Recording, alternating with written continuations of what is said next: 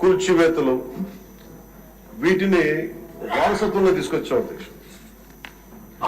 ఆ వారసత్వం మనకి సంక్రమించిన తర్వాత గత ఎన్నికల సమయంలో ఈ వరుస దోపిడీలు వీరి అరాచకం చూసి ఏ విధంగా దీన్ని రాష్ట్రాన్ని తిరిగి గాడిలో పెట్టాలి అని ప్రతి ఒక్కరి ఆకాంక్ష అధ్యక్ష.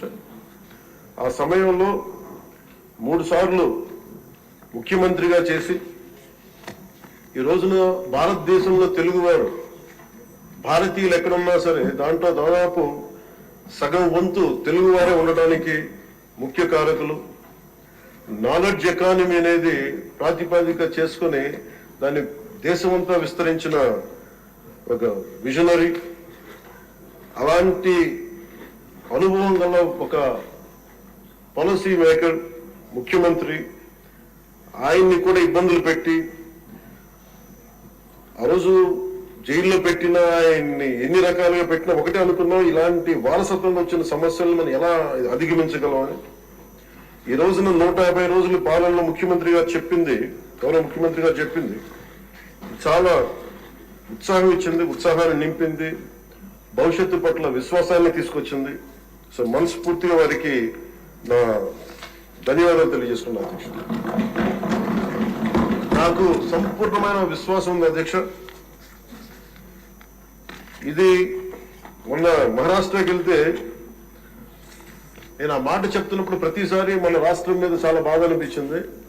మహారాష్ట్ర $1 ట్రిలియన్ ఎకానమీ అవ్వాలని మనస్ఫూర్తిగా కోరుకుంటున్నానని. నా మనసులో ఇబ్బంది పడింది ఏంటంటే మన రాష్ట్రానికి ఎందుకు అది బలంగా చెప్పలేకపోయామనేది. కాకపోతే మనకు వారసత్వం వచ్చిన సమస్యలు కాబట్టి ఆ రోజున చెప్పలేకపోయాను. ఈ రోజు నాకు 150 రోజుల గౌరవ ముఖ్యమంత్రి గారి అనుభవంతో కూడిన ఈ పాలనలో నాకు సంపూర్ణమైన విశ్వాసం ఉంది అధ్యక్ష. ఆంధ్రప్రదేశ్ $1 ట్రిలియన్ ఎకానమీగా అతి త్వరలోనే ఈ 5 సంవత్సరాలు వెళ్తుందని మనసు సంపూర్ణ విశ్వాసం ఉంది. $1 ట్రిలియన్ మన ప్రజలకు అర్థం అవడానికి 7,65,000 కోట్ల ఎకానమీ. గత ప్రభుత్వం మనల్ని ఎకానమీని నిర్వీర్యం చేసింది, ఇబ్బంది పాలు చేసింది, అన్ని రంగాల్లోనూ రాష్ట్ర ప్రభుత్వాన్ని వెనక్కి తీసుకెళ్లిపోయింది. ఈ పరిస్థితుల్లో గౌరవ ముఖ్యమంత్రి గారి అనుభవం, మీ పారదర్శకత, మీ విజనరీ దృష్టి, ఇవన్నీ కూడా మాకు ఈ $1 ట్రిలియన్ ఎకానమీ వైపు పరిగెడుతున్నాయి అన్న దాంట్లో ఏమాత్రం సందేహం లేదు అధ్యక్ష. అలాగే మన గత ప్రభుత్వం చివరికి పాస్బుక్ లో కూడా గత ముఖ్యమంత్రి గారి ఫోటోలు పెట్టుకోవడం, అలాగే ఏ పథకాలకైనా సరే కేవలం వారిది పెట్టుకోవడం చాలా ఇబ్బంది కలిగజేసింది అధ్యక్ష. ముఖ్యంగా ముఖ్యమంత్రి గారు వచ్చి, గౌరవ ముఖ్యమంత్రి గారు వచ్చి ఎప్పుడు కూడా ఎవరికి కూడా గుర్తింపు లేనివి, ఆలోచించనివి కూడా ఆయన ముందుకు తీసుకొచ్చి వాళ్ళకి ముఖ్యంగా నేను చెప్తుంది, మొన్న చాలాసార్లు కొన్ని సందర్భాల్లో ముఖ్యమంత్రి గారి దృష్టికి తీసుకెళ్తే ఎల్లాప్రగడ సుబ్బారావు గారి గురించి ఎవరికి తెలియదు అధ్యక్ష, చాలా తక్కువ మందికి తెలుసు. వారి పేరుని నేను ఒక మాట ప్రస్తావించగానే ఆయన దృష్టికి తీసుకురాగానే ఆయనకి పేరు పెట్టడం ఆయన దార్శనికతకి చాలా అర్థం పడుతుంది అధ్యక్ష.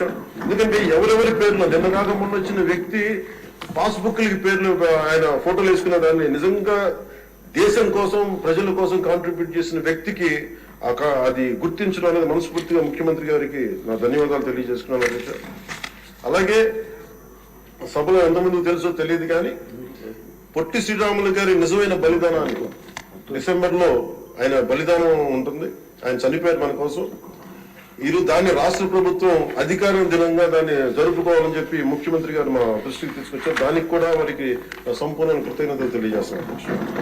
ఈ రాష్ట్రం ఎవరి బలిదానం మీద అయితే ఆధారపడి ఉందో, ఎవరి బలిదానం మీద ఈ రాష్ట్రం వచ్చిందో, అనేక లింగ్విస్టిక్ స్టేట్స్ ఎవరి బలిదానం మీద ఆధారపడి వచ్చిందో ఆ వ్యక్తిని రాష్ట్రం నిజంగా గుర్తించుకోలేదు. మొట్టమొదటిసారిగా దాన్ని గౌరవ ముఖ్యమంత్రి గారు దాన్ని ముందుకు తీసుకొచ్చి గుర్తించే పరిస్థితిని తీసుకురావడం మనస్ఫూర్తిగా వారికి నా అభినందనలు తెలియజేస్తున్నాను అధ్యక్ష.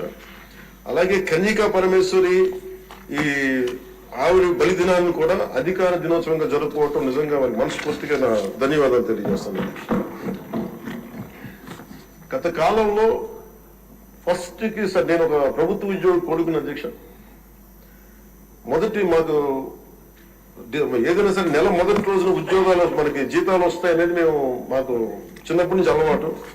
అలాంటిది గత ప్రభుత్వ కాలంలో ఏనాడు 1వ తారీఖున జీతాలు పడలేదు, 1వ తారీఖున ఏవి పడలేదు. అలాంటిది 1వ తారీఖున ప్రభుత్వ ఉద్యోగులందరికీ టంచన్గా ఆ జీతాలు పట్ల మనస్ఫూర్తిగా ముఖ్యమంత్రి గారికి అభినందనలు తెలియజేస్తాను.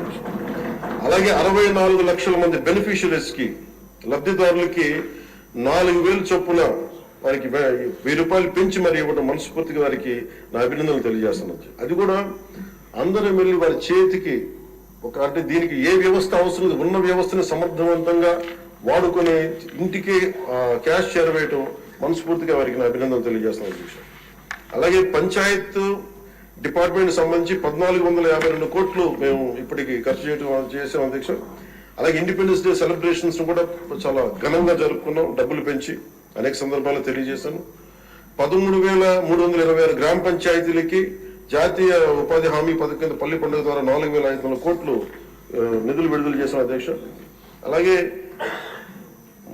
గౌరవ ముఖ్యమంత్రి గారి ఈ నాయకత్వంలో ఈ ప్యాడీ జ్యూస్ రైతులకు కావాల్సింది 1,674 కోట్లు రిలీజ్ చేసి నిజంగా మీరు రైతాంగానికి మీరు ఎంత అండగా ఉంటారో మాటలతో కాదు చేతుల్లో చూపించారు అధ్యక్ష. వారికి మనస్ఫూర్తిగా నా ధన్యవాదాలు.